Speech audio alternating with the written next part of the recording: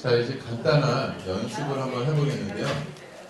지금 그동안 했던 것에 공통적 차이점 얘기를 참 많이 했습니다. 그리고 선생님들께 공통점을 찾아보는 책과 책 사이의 공통점을 찾아보는 연습도 했고, 또 그런 반면에 처음에 누군가가 했던 거와는 전혀 다른, 이제 완전히 말씀드리면 완전히 다른 범죄를 계속 떠올리게 만든 기억도 나실 겁니다. 범주라는 말이나 분류라는 말, 그런 말을 안 쓰고 계속 공통점과 차이점 이걸 가지고 계속 연습을 해왔는데요. 지금 보시면은 공통점의 축하고 차이점의 축이 있다고 말씀을 드렸죠. 그래서 상위 개념과 하위 개념 사이의 공통점, 그리고 하위 개념 사이에 또 잠재해 있는 공통점인데 그들 사이의 차이점 해서 공통점과 차이점이라고 하는 사고의 어떤 방법을 말씀을 드렸는데, 그거는 논리적인 것이고 문학적인 차원의 발상을 다시 말씀을 드리겠습니다. 이게 서로 또 맞물리게 되는데, 문학적인 차원에서는 바로 이 은유라고 하는 게 매우 매우 중요합니다. 학교 다니실 때 은유법이라는 것을 배우셨을 거예요. 배우셨죠? 이 은유법이 나오면 나머지 웬만한 수사법들은 다 정말 가랑하게 만드는 아주 최상의 그런 평가를 받는 게 은유법이 되는데요. 은유법은 이렇게 은유법이라고 했을 때 수사법의 차원이고 레토릭이라고 하는 여러 가지 이 표현의 어떤 기법으로만 생각하시는데, 은유법이 중요한 게 아니라 사실은 은유적 사고가 매우 매우 중요하다는 겁니다. 은유적 사고는 창조적 사고의 기반을 이룹니다. 무슨 뜻이냐면 아주 간단하게 많이 활용되는 사례가 바로 이런 겁니다. 내 마음은 호수요 같은 경우입니다.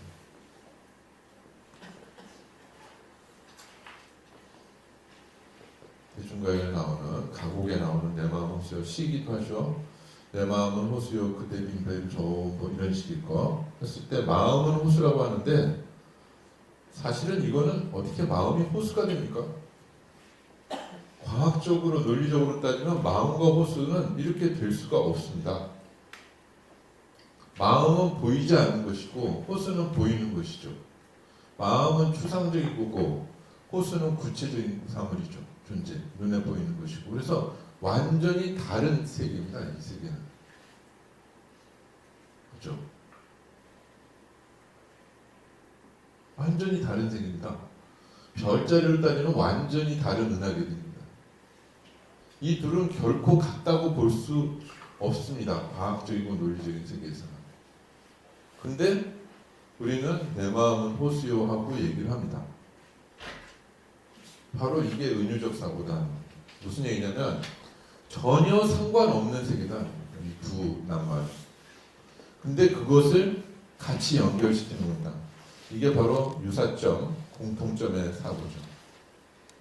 이 둘 사이의 공통점을 따지고 보니까 굉장히 잔잔하다.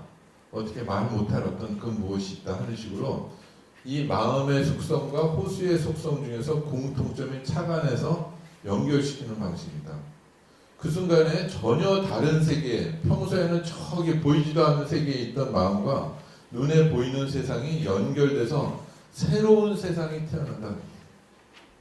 새로운 인식과 상상, 감성의 세계가 태어나게 되기 때문에 은유적인 사고를 굉장히 중요한 사고로 지금 꼽히는 거고요. 수사법을 생각해서 그냥 학창시절의 기억까지 생각해서 말씀드리자면 이거는 비유법의 종류에 들어갑니다. 비유는 은유도 있고 직유도 있고 뭐 풍유도 있고 대유도 있고 유자 들어가는 건 다 해당됩니다. 대유는 뭐 환유, 제유법, 환유법, 제유법 있죠. 그러니까 유자 들어가는 거 다 들어가기 때문에 이거를 비유법이라고 얘기하는데, 이 비유법 동네의 가장 대표 선수는 은유법입니다. 그래서 아예 비유법을 은유법이라고 말하는 사람도 있을 정도고요. 은유적 사고가 얼마나 중요하냐면 모든 문학은 은유다라고까지 얘기합니다. 모든 문학은 은유다. 이렇게까지. 건 메타포다 하고 얘기해요. 근데 왜 메타포냐? 왜 은유적 사고냐? 전혀 상관없는 것들을 만나게 하는 힘이죠. 그러면 이 만나게 하는 게 뭐냐? 그 안에 공통점을 찾는, 유사점을 찾는 그런 겁니다. 그럴 때 이 세상에 파편적으로 있던 모든 것들이 하나가 되면서 같이 연결되면서 새로운 사고, 새로운 감성의 세계가 열리기 때문에 그렇다는 겁니다. 비슷한 동네를 하게 되면 안 됩니다. 비슷한 동네로 하는 건 대유법이라고 합니다. 제유와 환유인데 이건 여러분들 다 아시는 얘기들입니다. 제유법은 이를테면 우리에게 빵을 달라 뭐 이럴 때가 나온 거죠. 이건 학교 다닐 때 많이 배우셨을 겁니다. 우리에게 빵을 달라.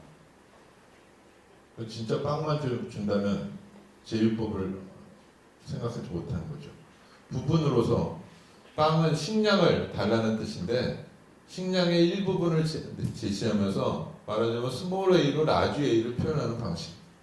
왜? 그게 좀 더 구체적이니까. 식량을 달라고 하는 것보다 빵을 달라고 하는 건데 왜 빵을 달래지? 과자를 먹으면 되지? 뭐 이런 식으로 얘기하면 제휴법의 관계를 발상을 생각하지 못하는 거예요. 이건 그러니까 표현상의 효과를 높이기 위해서 식량이라는 말 대신에 빵을 달라고 하는 거예요. 이런 식의 게 제휴법이고 환유법이라고 하는 것은 뭐 요람에서 무덤까지 같은 이런 식의 발상이죠. 출생에서부터 죽음에 이르기까지. 영국 복지정책의 슬로건이죠. 요람에서 무덤까지. 모든 걸 책임지겠다. 국가가 모든 복지를 책임지겠다는 것이 했는데 그러니까 태어날 때부터 출생에서부터 사망까지보다는 훨씬 요람에서 무덤까지가 가까운데 요람과 출생이라고 하는 것은 같이 바꿔 쓸 수 있는 낱말이라는 것이죠. 그러니까 요들 사이에는 사실 굉장히 가까운 동네예요. 대체 가능한 동네입니다. 요 정도의 표현은 그렇게 큰 울림을 주지는 못한다는 거죠. 다만 출생이라는 말보다는 요람이 좀 더 가깝고 펜이라는 말보다 무력이라는 문이라는 것보다는 펜이라는 펜이 칼보다 강하다. 강하지 않잖아요. 펜 들고 칼싸움하는 사람은 없죠. 근데 문이 무보다 강하다는 뜻을 했을 때 펜과 문의 관계는 바로 이런 환유의 관계고 제유의 관계는 이건 대체해서 쓸 수 있는 정도의 차원이라면 이거는 완전히 다른 은하계들의 만납니다. 그렇기 때문에 이들 사이가 적절하게 누군가의 창조적인 영감이나 직관으로서 이렇게 연결되는 순간에 새로운 세상이 만나는 것은 기존의 과학이 보여주는 그러한 논리성을 넘어서기 때문에 이런 것을 창조적인 발상과 감수성이라고 말하고 따라서 은유적 사고를 굉장히 중요시 여기는 것이라는 겁니다. 지난 시간에 과제를 내드렸을 때 책을 가지고 시형하고 연결시켜 보라고 했죠. 억지로라도 연결해 볼 필요가 있습니다. 억지로라도. 일부러 무슨 책이든 간에 무슨 것이든 간에 시형하고 시형시 혹은 뭐 모내기 글방 아니면은 나 모든 것을 의도적으로 그냥 연관시켜 바라는 겁니다. 그러면 그 안에서 뭔가 새로운 요즘식으로 하면 시너지 효과 같은 것도 나올 수 있다. 새로운 세상, 새로운 관점, 새로운 의식들이 떠오를 수 있다는 겁니다. 그러니까 강제적으로 모든 걸 연결해 볼 필요가 있다는 거예요. 모든 것을. 나는 말하자면 보이면 나는 선풍기다, 나는 칠판이다, 나는 카메라다, 나는 너다. 거꾸로 뒤집어 보면 너는 나다. 이런 식으로 바꿀 수도 있는 거죠. 다. 모든 것을 이런 식으로 결합시켜 보라는 것입니다. 공통점의 측면에서. 그럴 때 은유적 사고고 이 은유적 사고는 모든 문학의 가장 기반을 이루는 사고로서 얘기되는데 이 사고는 저도 강조드립니다만 논리적이고 과학적인 세계가 보여주는 세상 그것이 기존의 것이라면 이건 완전히 다른 세상을 보여준다는 겁니다. 지금 제가 연습을 한번 해보겠습니다. 제가 신문을 갖고 오라고 말씀드렸죠. 좋은 책도 갖고 오라고 하셨고 이제 발상법 연습을 하는 것이기도 해요. 신문 한번 꺼내보시고요. 눈에 딱 띄는 단어를 하나 고르세요. 눈에 딱 띄는 단어. 아무 생각 없이 고르시는 게 좋아요. 눈에 그냥 보이는 단어.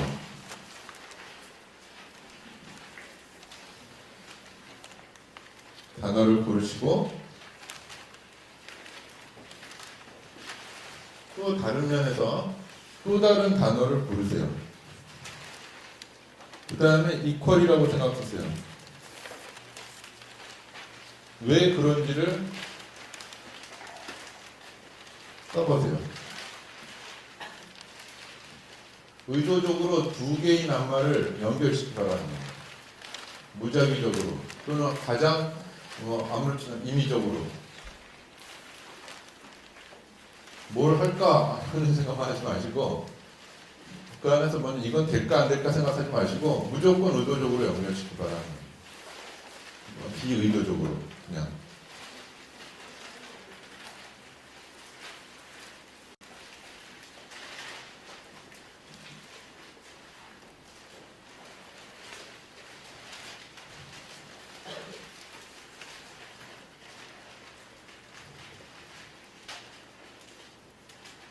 다른 팁이다 이런 식의 표현도 가능합니다. 다른 인류 최초의 TV다 이렇게 말하는 사람도 있습니다. 달과 TV는 사실 연관이 없는 것 같은데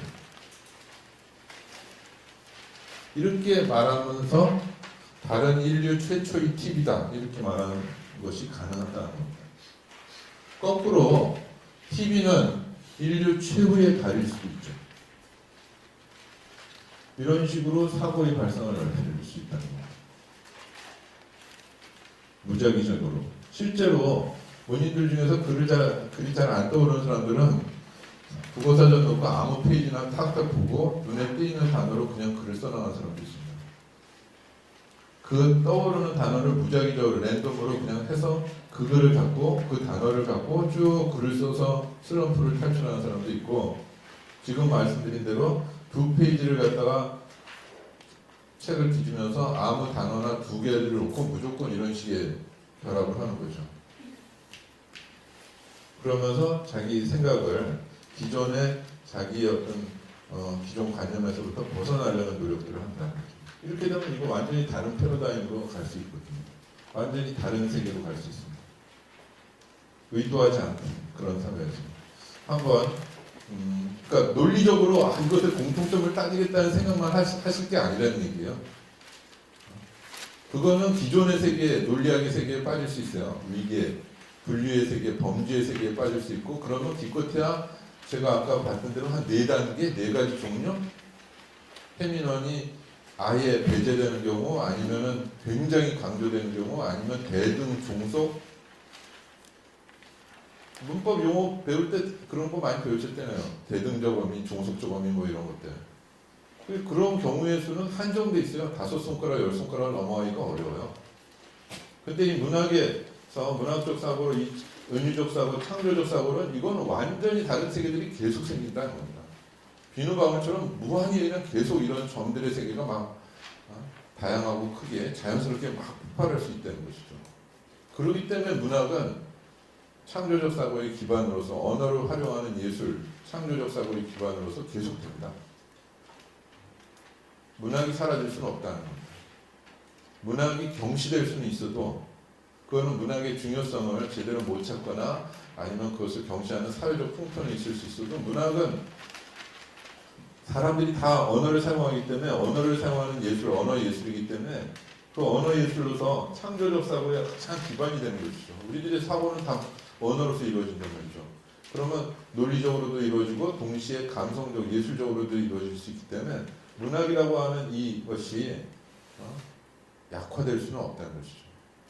약화할 수는 있지만 실제로 그것은 그들이 어떻게 대하냐는 정책의 문제일 뿐이지 실상 본질적으로는 이 문학적 사고를 배제할 수가 없다는 겁니다. 왜냐하면 모든 언어의 모든 사고의 기초에 언어가 담겨 있고 이 언어에서부터 모든 다른 것들로 전이가 가장 쉽게 되기 때문에 문학적인 상상력은 다른 분야의 상상력으로 전이될 수 있는 가장 보편적이고 가장 효율적인 그러한 문학적 상상이기 때문에 도서관 같은데 문학적인 작품들이 많은 겁니다. 문학 그 자체는 아무런 실용적인 가치는 없죠.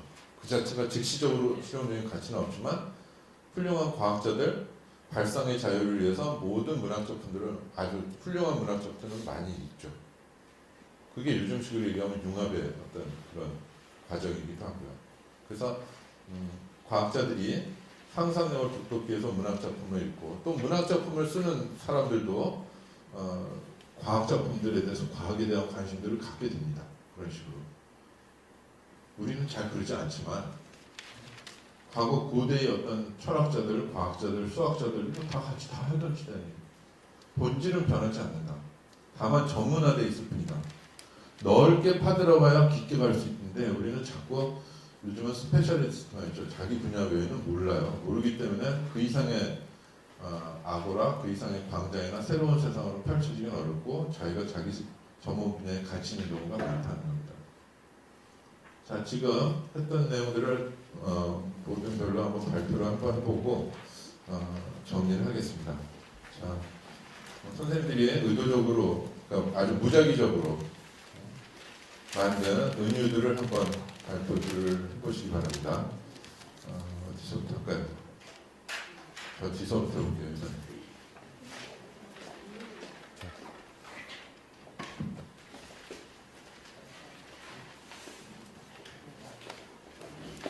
네, 제가 찾은 단어는 루머, 업무 방해. 루머는 업무 방해다. 루머는 업무 방해다. 네. 그럼 매우 연결성이 높은데요? 루머는 업무 방해다. 연결성이 이 관련성이 없을수록 좋아요. 멀수록 먼데 생각해 보니까 오 맞아 이럴 때 지금처럼 달은 TV다. 이건 제가 내놓은 말은 아닙니다. 근데 달은 옛날서부터 쓰는 자연물이고 이건 인공물이잖아요. 근데 달은 인류 최초의 TV다. 다시 응용해서 얘기하면 TV는 인류 최후의 달이다. 라고 하면 달과 TV의 관계에 대해서 각각 통해서 달이 어떤 의미가 있었는지 인류의 조상들이 달을 보면서 정말 TV처럼 생각을 했겠죠. 그러니까 개수나무에 뭐 옥토끼에 방아 뭐 찍고 뭐 이런 식의 드라마를 썼던 거 아니에요. 우리나라 판 드라마는 그렇게 된 거고 또 달의 여신으로 드라마를 쓰는 경우도 생기고. 자, 거리가 멀수록 좋습니다. 그러니까 지금 만드신 것 중에서 멀면 멀수록 좋은 것들을 발표하시는 게 좋습니다. 관련성이 있는 것들을 얘기하지 마시고. 그 동네 얘기를 하면 대유의 관계예요. 환유, 제유의 관계. 근데 요거는 많이 쓰이긴 하지만 실제로 창조적인 사고는 은유법이기 때문에 비유를 은유라고까지 얘기한다는 것이죠. 자, 다음 테이블 그러면 넘겨주시고요. 한마디씩 해보실까요, 그냥? 네. 뭐 몇 분 이렇게 많지 않으시니까. 네, 저는 아침밥은 빙판길 다리다. 아침밥은 빙판길 다리다. 빙판길 다리다. 예, 말씀해 보시죠. 왜 그렇게? 거기서 뭔가 어떤 의미를 부여하신다면? 의미 부여는 그렇고요. 네. 아침밥 기사가 잘 걸른다는 얘기가 나왔어서요. 네, 네. 빙판길 좀 아슬아슬하고 위험하다. 네, 아침밥을 걸으면 나중에 건강에 위험 신호가 있지 않을까? 네, 네. 그렇게 억지로 연결시키는. 논리를 부여해 보는 겁니다. 의미를 부여하는 연습을 해보는 겁니다. 네. 네, 선생님 왜? 아직 못했어요. 아직 그냥 무조건 두 개를 연결하시기만 하시면 돼요. 네, 앉아서 하겠습니다. 네, 네. 저는 4대강과 조현아 이렇게 네. 연결시키고 왔고요. 가장- 4대강은 조현하다. 네, 네. 어떤 사회적 공통점이 있을까요? 이슈로서 시끌벅적하다는 거 하나 하고요. 네, 둘 다 돈에 관련돼 있습니다. 네, 네. 재벌로서 또는 20조 원의 네. 거금이 들어간 것으로서. 또 하나는 좀 혼탁하죠. 네, 자연적으로 혼탁한 거와 사회적으로 혼탁. 그래서 정화가 필요한 대상이다. 네, 네. 측면에서 두 개를 연결시키고 왔습니다. 네, 좋습니다. 연결하고 거기서 의미를 추출해 보는 겁니다. 빼내 보는 겁니다. 부여해 보거나. 네. 네, 저는 용인대 광고 카피 문구인 꿈을 키우고 실현하는 그다음에 유한양의 광고 카피 파도처럼 밀려와도를 갖고 꿈은 파도라라고 만들어봤습니다. 꿈은 파도다. 꿈은 계속 밀려오고 그리고 꿈은 많은 원인이 있어서 생기고 꿈은 없어지지만 계속 생깁니다. 여기에는 경쟁과 성취와 동기, 도전, 소멸, 생성 이런 게 있는데 파도도 마찬가지로 계속 밀려오고 그 다음에 원인이 있고 없어지지만 계속 생깁니다. 밀려오는 건 바람과 기운이 있고 또 파도는 또 소멸과 생성이 계속 반복되고 이런 걸 한번 엮어서 만들어봤습니다. 네. 그러니까 꿈의 파도, 꿈은 파도 이런 식으로 할 수 있는 거죠. 네.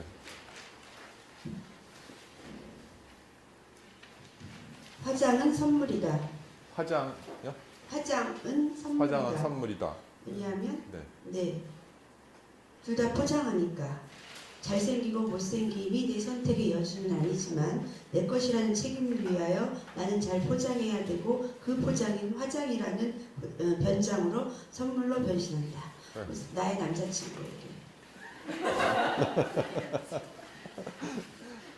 화장은 선물이다. 뭐 화장품 카피가 같은 느낌이 지금 들죠? 화장은 선물이다. 네, 좋습니다. 저는 땅콩 항공사 오명을 벗으려면 여기서 오명과 배부른 불황이라는 거에서 배부른이 눈에 띄었어요. 네. 그래서 배부른 오명. 그래서 굳이 이거를 말을 연관을 시켜보면은 그 오명이라는 말은 어떤 인물을 표현할 때 뭐 그 천사의 얼굴을 한 뭐 악마 이래서 겉으로는 선행을 많이 베풀지만 사실은 뭐 어린 아이들을 앵벌이 시켜서 뭐 이런 그 뉴스를 보면은 그런 아주 이렇게 바람직하지 않은 정말 더러운 그 대명사가 되는 이름을 얻게 되는 그런 오명을 많이 가지면 배가 불러서 이렇게 우리가 배고픈 사람이 바라는 배부름이지만 그거는 정말 더러운 배부름, 그래서 배부른 오명. 이게 좀 말이 될 것 같았어요. 네. 네, 또. 저는 통일은 음식이다인데요. 제가 아는 북한 음식이 두 개밖에 없어요. 가자미식회랑 함흥냉면, 평양냉면 먹어보긴 했는데 분명 두 개 이상 있을 거란 말이죠. 그래서 통일을 하게 되면 새로운 음식을 접하고 즐길 수 있게 될 것이다. 그리고 더 크게 봐서 세계화를 통일로 봤을 때 요즘 퓨전 한식집 이런 것들이 생기고 있잖아요. 그러니까 새로운 음식들이 생겨날 거라는 것에서 또 통일은 음식이다. 음식은 통일이다 이렇게 할 수도 있겠고요. 이미 음식 분야에서는 통일이 돼 있죠. 뭐 평양냉면 먹는다고 평양 너 종북이야 이러진 않잖아요. 그죠? 네. 저는 노부부하고요. 흑인 보좌관이 눈에 띄었는데요. 노부부, 니마 그 강을 건너지 마오라는 그 영화가 개봉됐고요. 흑인 보좌관들이 그 미 의회 그 흑인 보좌관들이 손을 들고 쏘지 말라는 퍼포먼스를 벌인 그 사진을 봤는데 보면서 둘 다 안타깝다. 또 약한 자들의 삶이 떠올랐어요. 네. 그러니까 노 부부가 흑인 보좌관과 같다. 노 부부는 바로 오바마의 흑인 보좌관이다. 뭐 오바마가 지금 처한 그런 입장의 흑인 보좌관들의 영역하고 똑같다 하는 것인데 지금 보면 잘 이해 안 되고 아니면 어떤 특정한 사회적 맥락을 이해하지 못하면 잘 안 되는 것들도 있어요. 제가 지금 강조드리고 싶은 거는 멀면 먼 단어들을 의도적으로 붙여봐라 하는 겁니다. 그러면 새로운 사고가 나올 수 있다는 겁니다. 시인들이 은유적인 표현을 쓰면서 제일 할 때 가장 먼 거를 찾으려고 계속 노력하거든요. 대표적인 때는 이런 것이다. 이건 너무도 당연하게 여겨졌지만 처음에는 정말 참신한 의미였던 거예요.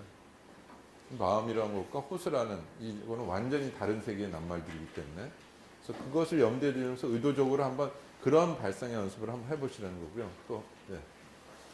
저는 4가지 정도 골랐었는데 단어를요. 처음은 도의원 사무실 간판 바꿔달기에서 간판 바꿔달기랑 그다음에 용마루 원래 허가 정망시 정부 주거급여 지원 확대 건의할 것에서 용마루랑 그다음에 최근에 그 토막살인 사건 기사에서 장기 없는 시신이랑요. 그다음에 네 번째가 어떤 소설가분이 백일장 중요성에 대해서 말해서 백일장이란 단어를 골랐는데요. 처음에 만든 게 백일장은 용마루다라는 단어인데요. 제가 용마루란 단어 뜻을 몰라서 찾아봤는데 지붕? 네, 그 지붕인 것 같아서 백일장이 어떤 글쓰기에 지붕 같은 역할을 할 수 있지 않을까 해서 용마루는 백일장이다 이렇게 쓴 거고요. 그다음에 정책